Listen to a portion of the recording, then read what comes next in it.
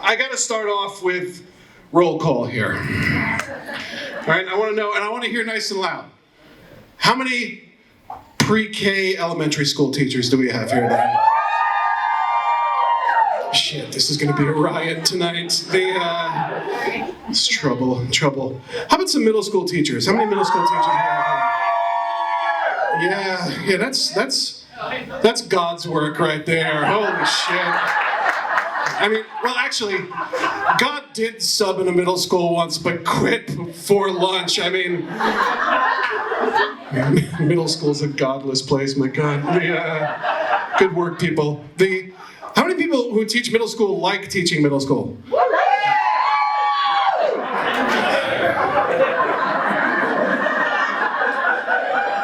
Can't do that shit. Can't do that. No way. How about high school? How many high school teachers? Yeah, I can smell the booze from here. How about adjunct professors? We got any college instructors here tonight? Yeah, folks, if you're sitting next to an adjunct professor, they're gonna ask you to take some of your fries. You know, they're so broke, my God. Are you done with that? Yeah, so watch your drink for the adjunct professors. How about people who are in relationships with teachers? How many people we got? Let's hear it for the people who are fucking teachers. Thanks. Thank you so much.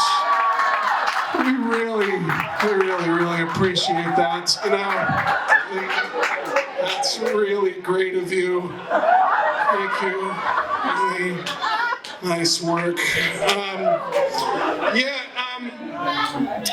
I've wanted to do this show for years. I've been teaching high school for 30. I've been doing stand-up, thank you, yeah.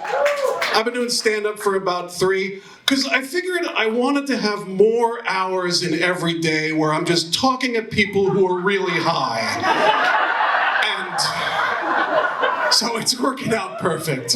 Okay, well, since I have everyone here, we're gonna do some icebreakers, okay? Easy, okay. I was kidding! Jesus! I know y'all love icebreakers. I did a great job as a teacher, and here's the thing, I got scared because I think I got these kids too woke, and because like there was one time we were doing like a science project outside by the creek, and then like there was, you know, nature all around them. Kids was like in a circle and they were looking at something, and one kid was like, "Look, a brown leaf," and then this other kid was like, "Oh, that's racist." And I heard that like on the side. I was just like, I can't let that, you know, fester. I gotta go over there. I gotta, you know, I'm just like, hey kids, hey, and I'm telling this little girl, I'm like, hey, it's just a brown leaf, all right? Don't worry about it. It's not even a person, so it can't, yeah, you don't have to use that word. And then this other kid was like, oh, you talking down to her, that's sexism. I was like, what? I start looking around me, they made a circle around me, one put out their phone, I was about to get World Star, and I was just like, okay. And then like I'm panicking, I'm just like, oh yeah, well listen, the leaf is decomposing, okay? It's old, it's gonna decompose, don't worry about it. And this other kid was just like, oh, that's ageism. I was like, oh fuck. And I'm trying to like, I panicked and I said this, I was like, hey, wait, time out, kids. As a black man, I'm trying to teach you science here, okay? And I thought I got them with that, and this kid was like, you're gaslighting us. I was like, fuck. Children have a fatal flaw, right? And I'm sure you guys know what it is. It's that they're assholes. Yeah,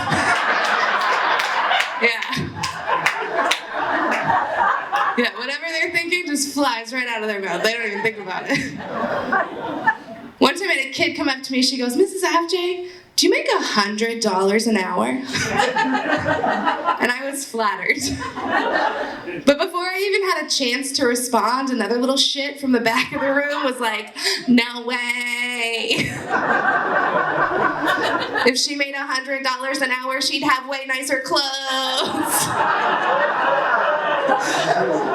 Yeah, and I'm up there like, hey man, that wasn't very nice.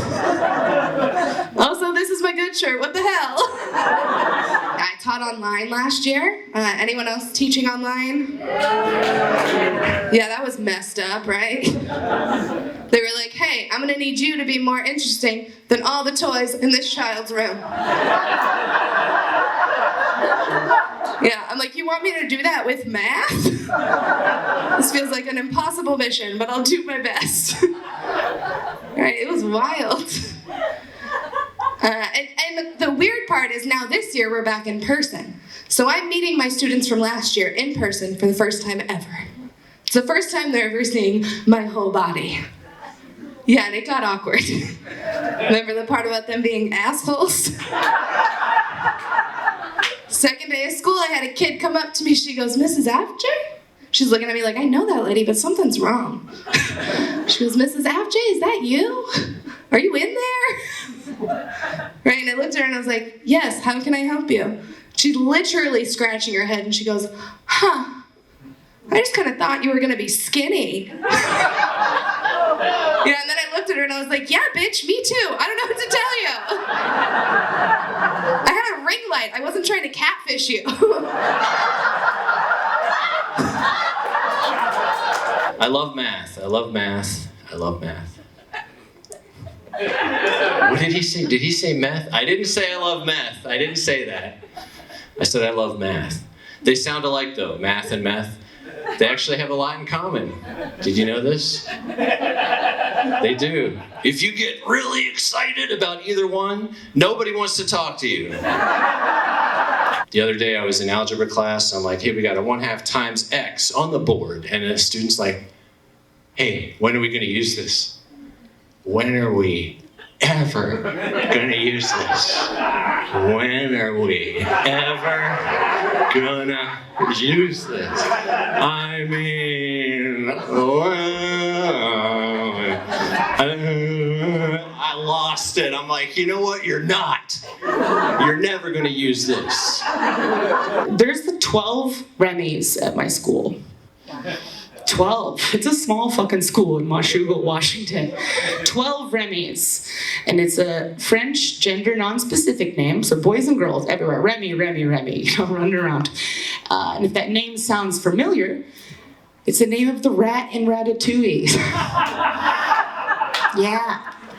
A bunch of people my age were like, no, we should do name this kid Remy. And it's like fucking all over the preschool like rats, everywhere. Remy's. All over the fucking place. And I can't talk shit. My name's Amanda. We were only born in the 80s and 90s, so I get it, you know. Generations with names.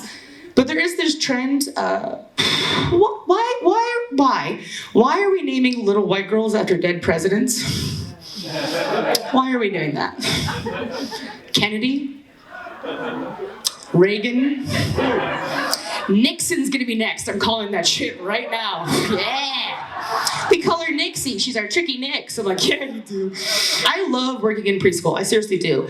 I'm never gonna have kids. Never. I'm an aunt, a babysitter, a nanny, a preschool teacher. I love kids. Never gonna have them. And I'll tell you my secret to loving your job working with kids. It's just half an edible before work every day. Clearly that's a joke that's fucked up. It's a whole ass edible before work every day. Oh my God. And I knew when I worked at this preschool, I knew these bitches were stoners, right? I could tell. I'm like, I see you, Grateful Dead t-shirt. Like, I knew. Go to lunch, come back late, all happy and shit. I know, you know, I know. We can't talk about it, right? So don't talk about it. We had a Christmas party.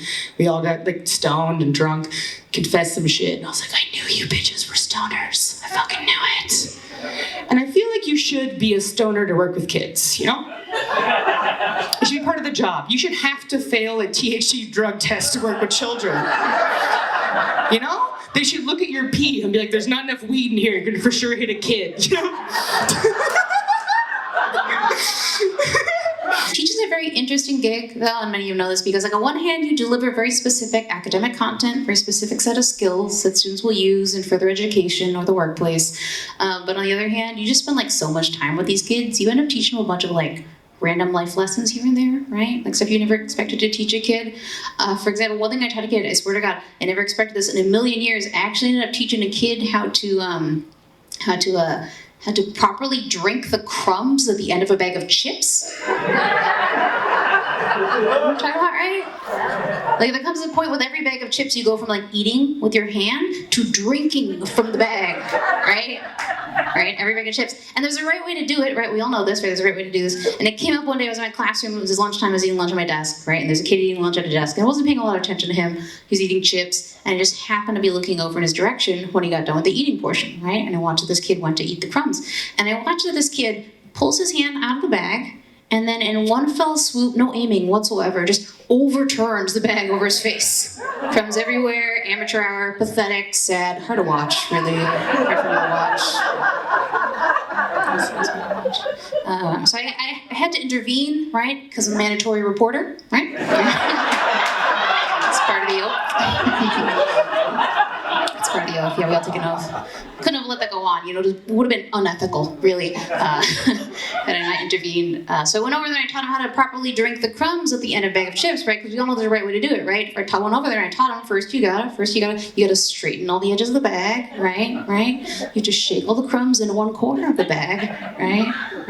You have to use a gradual dipping motion. I don't want to tell this, you're adults, you know this, I'm sorry. I'm going to be condescending. But there's a right way to do it, right? The kid didn't have any more crumbs, so I just hope he learned it right. He went on his way. And the next day, it was lunchtime again, in my classroom, eating lunch on my desk, and this kid's there again, eating chips, right? So this time I'm just side-eyeing this kid the whole time, right? You gotta check for comprehension, right? You gotta check for comprehension. Just this kid, right? The whole lunch, right? I'm just waiting till he gets on the chips, and then he gets on with the eating portion, right? And I'm just staring rapt at this child with this bag of crumbs, right? And I watch this kid slowly straightens all the edges of the bag, shakes all the crumbs into one corner, drinks them using a gradual tipping motion. I just gotta tell you that watching that kid drink those crumbs at the end of the bag of chips was just so rewarding. Just really reminded me why I got into education, you know? I'm here to change lives. You're welcome for my service. I love teaching, I love working with the kids. Not a big fan of the staff meetings. Yeah, that's not as fun. And something I've been thinking about a lot. In the last year when we were teaching online, just had a lot of time to think during staff meetings, right? And home. And I just, like, a lot of things just really would just get under my skin. For example, I really don't like in a meeting, and maybe you agree, I don't really like it when people use the term, like, to piggyback on what somebody else says. Right? Like, you say something, right? You share something, and one of your colleagues is like, yeah, I'm gonna piggyback off of what Katie said, right? And then they say what they have to say. And I just don't like that, because that is not how piggybacks work, okay? Like, you don't decide someone's gonna be a piggyback ride, right? You have to be invited, you know, like a vampire, right?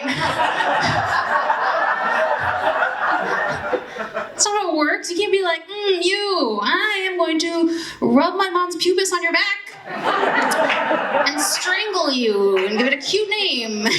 That's not how it works.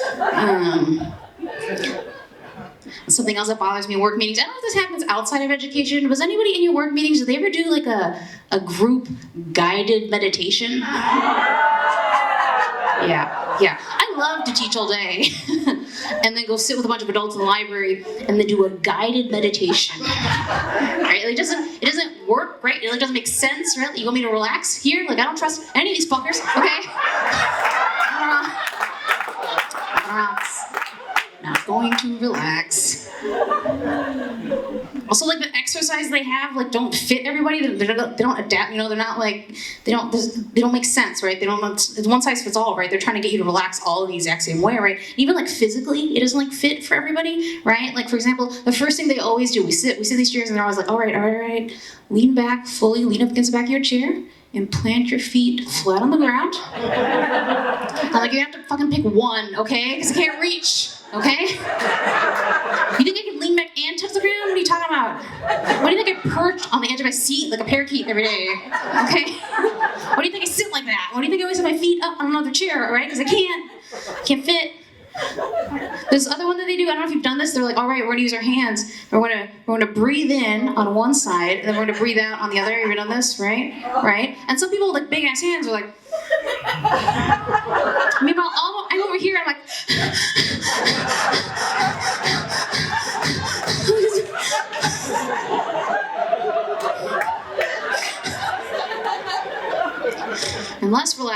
doesn't work for me. It does not work for me.